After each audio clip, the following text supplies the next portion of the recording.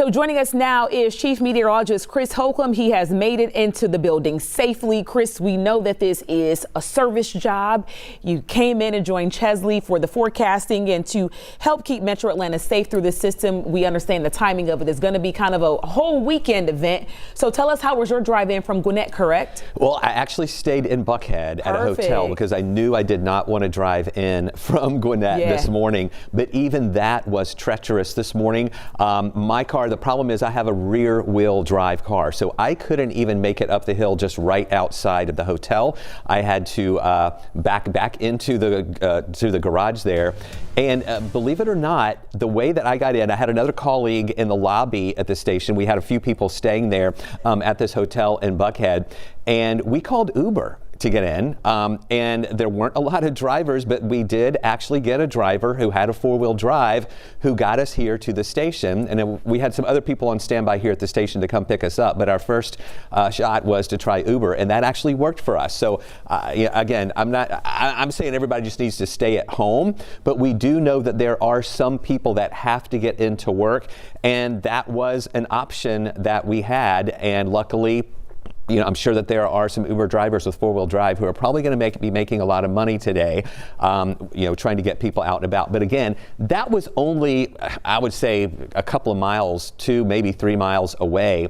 And the roads were pretty treacherous. And again, my rear-wheel drive car couldn't handle it. Some people might have a little better luck with a front-wheel drive car, and then of course four-wheel drive is better. The problem, as Chesley has been telling you, is later on today, and actually we're beginning to see some of that transition out there right now as we're going from snow then to that mix of sleet and freezing rain, and we're already seeing some of that coming in right now. In fact, our radar often really has to work overtime and extra here to see those differences between the snow in the sky, which of course would be snowflakes in the sky, or whether or not those are raindrops or ice pellets or sleet there.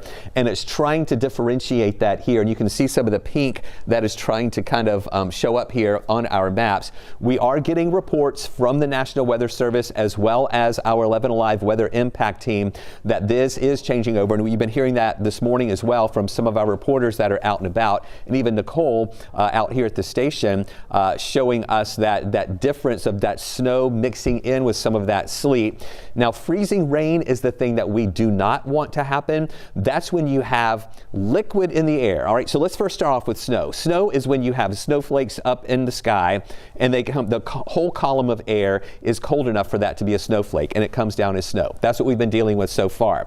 Well, when we're tracking these storms and tracking the types of precipitation that we're going to get, we're not only looking at the temperatures here at the surface. In fact, let me show you that right now, where we have temperatures here hovering around the freezing mark. And these are some of the metro temperatures. We've kind of zoomed in a little bit tighter that you'll be able to see right here.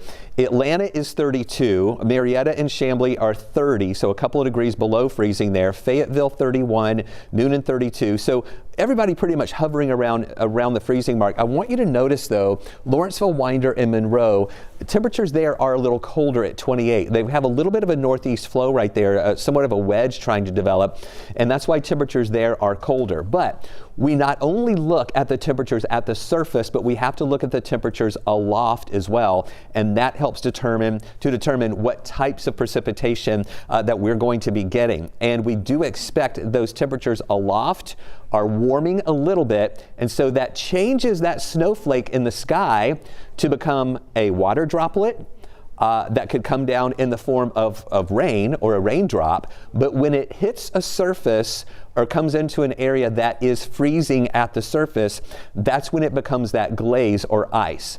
When there's a shallow layer of that colder air slightly above the surface and that raindrop has time to freeze again before it makes it down to the ground, that is an ice pellet or sleet. So the way you can tell the difference of that, raindrops splat on the ground and then they would freeze over to become freezing rain. But sleet or ice pellets would bounce on the ground or on a car or anything like that. What is Nicole telling us? Rain. Nicole, you're saying rain now? Rain. Okay, Nicole, we'll be getting back to her in just a little bit. She just came in to tell us that the switch over here is now to rain. So with the temperature at the surface at 32, we have to watch that liquid drop coming down from the sky that then could become ice on the ground. And that is what we don't want, because that then would also not only cause issues on the ground, but also on those trees and also the power lines out there too. So here's a look at those temperatures. Again, these are the temperatures at the surface, not the ones that are aloft right now, but we have to watch all of those. Here's a look at what we're expecting with these temperatures over the next few hours. And this is going to be the critical thing, because we are expecting maybe to go up above freezing a little bit for a brief period, but not everybody will be getting up to freezing. There will be areas that stay below freezing, especially that quadrant north and east of the city, where we think that those temperatures will be hovering at or below freezing longer than everybody else. In Chesley, it was interesting. Chesley's standing right here with me. I wanted to show you these temperatures for the past 12 hours. I did wake up with you guys around 5 o'clock to see how things were going, and I believe at 5 a.m. or 4 a.m. and 5 a.m. it was 34 degrees. Chesley, go ahead and come in here. There we go. Here we go. It was above freezing. Yeah. And I'm sure a lot of people were waking up saying, wait a minute, it's above freezing. What's going to happen here? But I think what happened was we had that initial bit of snow that was showing up on radar that we didn't see coming to the ground yet was evaporating before it came down. A dry layer above our heads was evaporating before it reached the ground. And that's called evaporational cooling. And that's why, if you see here, these temperatures, they held at 34 from midnight to 4 or 5 in the morning. And then when that precip started coming in here, and it was in that dry layer, it evaporated before it hit the ground, even though it was showing up on radar. Right.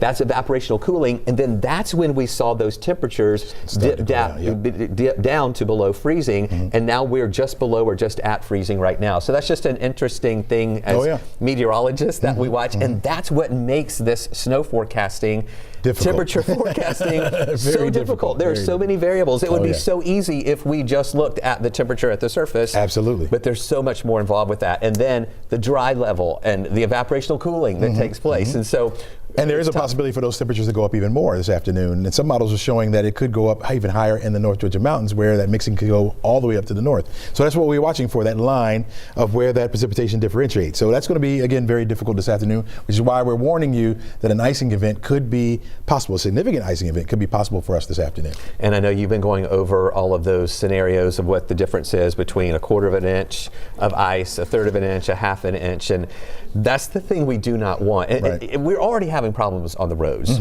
And so we're telling people, don't get out unless you have to. We know that there are some people that have to get into work. We have doctors, nurses have to get to hospitals. There are all those service industry jobs where people do have to get to work. Definitely be careful. You know, 4-wheel drives right now are okay, but even if ice starts getting thicker this afternoon, even the 4-wheel drives won't make a difference. I don't care how big your tires are, how big your car is. If it's ice, it doesn't matter, folks. You want to stay off the roads. That's dangerous, even for walking.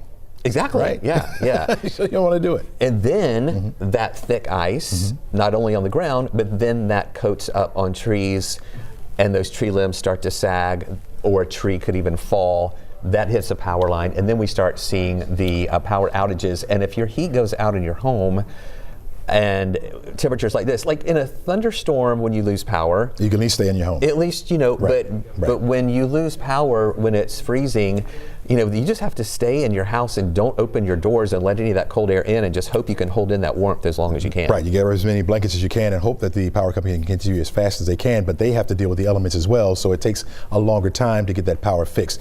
Hopefully that will not be the case for you, but the scenario, or at least the ingredients for that, is here, or will be here for this afternoon. I didn't really want to see the changeover.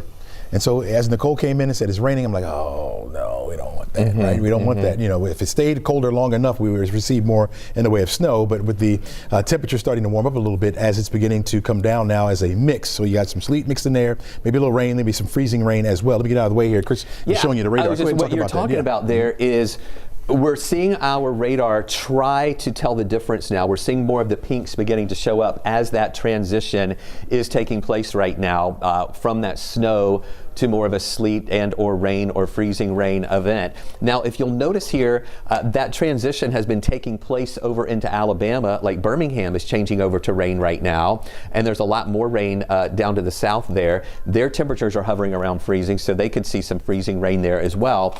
And so we think that similar transition is going to continue taking place for us as we see, again, these temperature profiles in all levels there of the atmosphere, here at the surface and also aloft as well. And I know Chesley's been telling you about this winter storm warning that is still in effect here for our area and will be in effect until 7 o'clock tomorrow morning. Even though we think the precipitation will be ending later tonight, we still think the impacts will be lingering into tomorrow morning with anything that's still on the ground overnight that's going to be slick early tomorrow morning too, Aisha.